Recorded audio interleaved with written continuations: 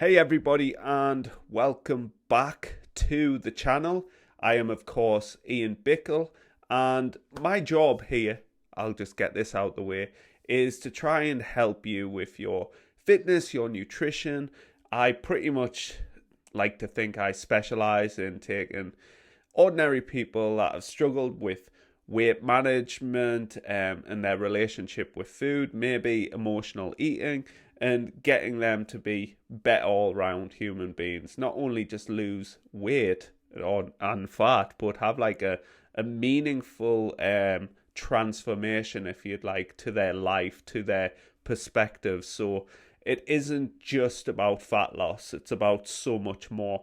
And these videos are with the intention to help educate you and bring you further along in your health and fitness journey. This is what I do with my clients. I don't give them a diet. We adopt a diet. We adopt a philosophy. And this kind of brings about today's video is this is my philosophy with my current dieting and fat loss escapades, if you'd like. Now, if you don't know, I've done numerous times of being in a caloric deficit, losing significant amount of body fat to get exceptionally lean, unnecessarily lean, but always come back to what I call my happy place, normal. It's a little bit more optimal for muscle growth, and the trade-offs I'm willing to live with allows me to live a diet and a life that has no restriction.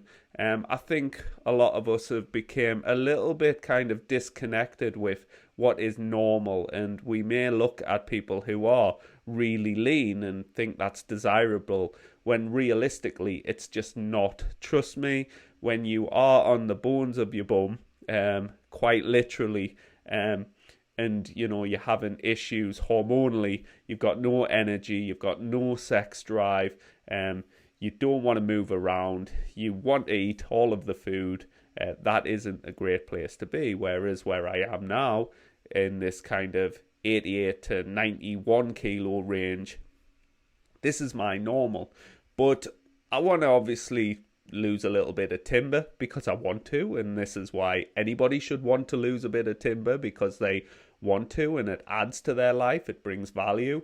And I want to kind of live a bit of a leaner lifestyle, and I truly believe I can do this. And usually my weight range is between that 88 and 91 kilo, but I want to kind of get it down to more between like that 82 and 85. Now, what I have to eat in order to maintain that 90 kilo Ian is going to be more than what I have to eat to maintain that 82 kilo Ian, unless I take up like marathon training or something. It's not going to happen. I don't really like running, but if you love running, great. All the best to you. But yeah, I just want to kind of lean down a little bit. And this is why I'm doing the eating less than what I normally would eat diet. Now, the thing is with me, and what I try and get with in a person's life, is just structure, and obviously being flexible in that structure. And this is where it's important that we learn about principles instead of methods. And if we can learn numerous methods and how those methods influence the principle, such as energy balance, then we can kind of have a little bit more flexibility within our nutrition. And this is like the point of a diet. It needs to be flexible, and you need to be able to move the goalposts in any which way you so desire in order for you to be adherent. And this is the most important thing with any dietary strategy out there. It's adherence and compliance. Now, I don't know the figures off the top of my head, but people's success at long-term dieting is rather tragic. They will lose weight, they will regain weight, but they don't learn anything along the way. Now, what I try and do with people is get them a lot of habit-based nutrition, a lot of behavior change, change of perspective, change of how they see the world. And this is hugely important when it comes to long-term successful weight management. It's not easy, especially if people have had failed attempt after failed attempt. And this is where I come in and I just say, listen, let's wipe the slate clean and let's move forward with this. Let's take your life, let's look at you, and then let's see how we can apply these different methods to meet these principles of weight management or whatever their goal may be. So with myself and the eating less than I normally would diet, all I'm doing is taking the framework of my life and just consuming less calories while at bare minimum doing the same amount of physical activity and exercise. And this is kind of one of the most important things that people generally overlook, is that it's so important to have these baseline habit and behaviors just there, and it being almost secondary and just normal. And these what habits are. They're just kind of automated actions that have been practiced repeatedly, and they almost just happen subconsciously. And obviously a lot of bad habits or negative habits or less productive habits can occur through the repetition of them. So eating, excess calories, we do have the dopamine response and so on and so forth of, great tasting food. But it doesn't necessarily mean that these foods are bad. It just means that they need to be eaten within the context of your goal. Now, most of the time, my goal is just to maintain weight, if anything, be in a very slight surplus to pursue the goal of muscle growth. But I'm kind of like, I want to live a bit, as I've mentioned, a leaner lifestyle. And in order to do that, I'm not going to do anything that's unnecessary. Now, my margins right now, and this is an analogy that I use with many of my clients, especially if they have a lot of weight to lose. Now, I'm in no way overweight or fat or overly fat. I have quite large margins to play with. My margins are like this, quite wide, and this is the same for people who are overweight or obese. But what quite happens, they have the dieting mentality, so as soon as they want to lose weight, they take the margins to like this, very fine, and it doesn't give them any wiggle room, when in reality they have this much margins. And when people make a mistake, they go off on one and end up falling off the wagon, and they get into this yo-yo dieting kind of cyclical approach. They're on, off, it's like a roller coaster. And I right now have this bigger margin, and basically that's the flexibility, that's the philosophy, that's the mindset I have towards nutrition. Is like, listen, I've got all of these things to play with. I've got like so many tools in my belt. We can't always hit it with a hammer. Sometimes we may have to use the different tools. I'm not a workman, as you kind of possibly gathered. I do have a tool belt. It's got a hammer in it. That's it. A toolbox, not a belt. I'm not there yet.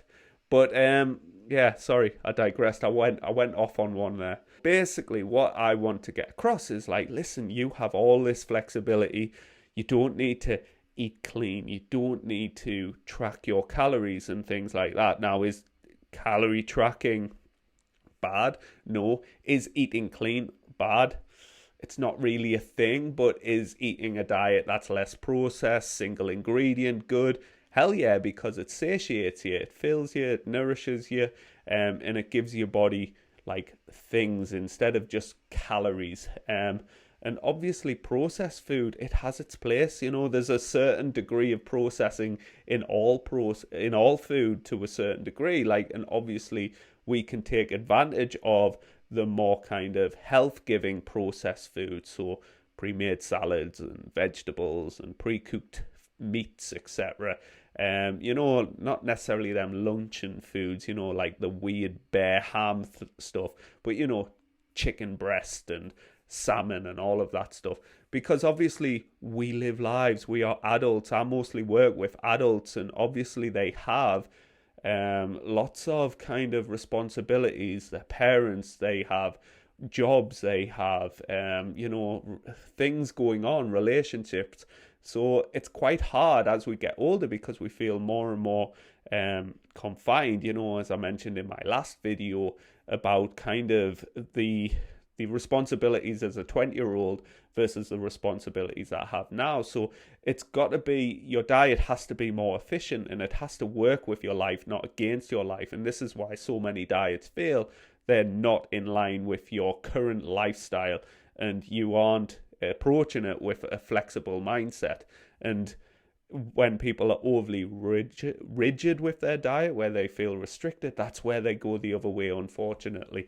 And the reality is they don't need to be that rigid. They don't need to be that kind of, anal with their diet. I don't know if YouTube will kind of flag us if I use the word anal. I guess it's the context that it's used in. But, you've got all of these sort of, basically, flexibility, and people believe that they're walking this tightrope, and it's not true. So with my diet, the structure of it is basically the same as when I'm maintaining my 90 kilo frame. I'm not changing the landscape of it. It's unnecessary. I eat loads of vegetables. I eat loads of protein, not loads, not in excess, but like plenty to keep me satiated. I've been doing this for 15 years. I've dieted numerous times, and I like the analogy is like, a level 1, I'm a bit of a gamer, a bit of a geek. I like games, but you don't put a level 1 character into a level 100 scenario, because it's just going to get absolutely rinsed. What we need to do is build up to that. And I believe like I'm a kind of wizard status within my nutrition. I've been doing this long enough that I'm confident I don't need to track a calorie. So that's something that I'm doing different this time, is I'm not tracking, I'm not using my fitness pal. In the past I have. If I do want to get excessively lean, like stage ready lean, that's when I'll probably bring that in, because, hormonally and metabolically, my body's going to be crying out for food, and I need that necessary kind of measured approach. But again, that's not a realistic target. Is tracking calories a useful tool? Yes, to educate you about nutrition and like caloric density of foods and volume and things like that. But once you've kind of done it long enough, you can kind of start looking at more habit-based nutrition, things like eating frequently enough to keep you satiated, and so on and so forth. Feel hunger, and understand that being hungry is part of like fat loss, and accepting hunger and not reacting in a manner that means that you have to just kind of eat. You don't have to eat.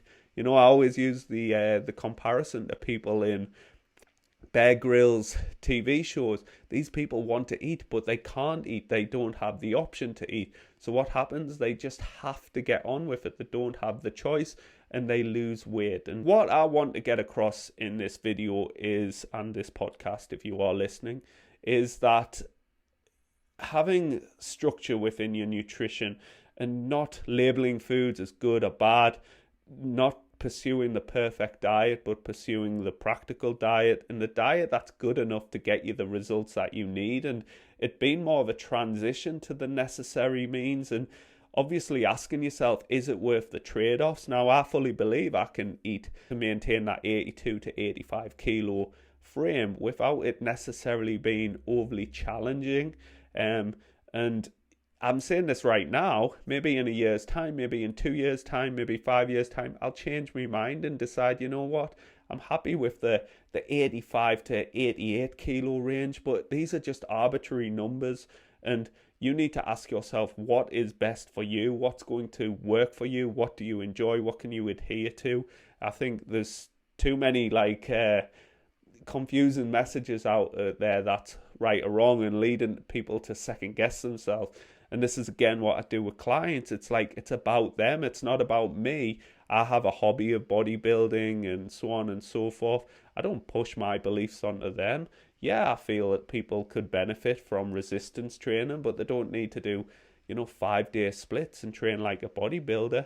If they want to do CrossFit, if they want to play sports, if they want to ride a bike, if they want to run, if they want to do Zumba in their local community centre, movement is great. Speaking of movement, that's something that I don't really need to worry about. I do lots of steps every day, 15 to 20,000. Sleep is something that I always prioritize. So if people are overlooking sleep, they're too focused on their diet. Remember, sleep influences everything.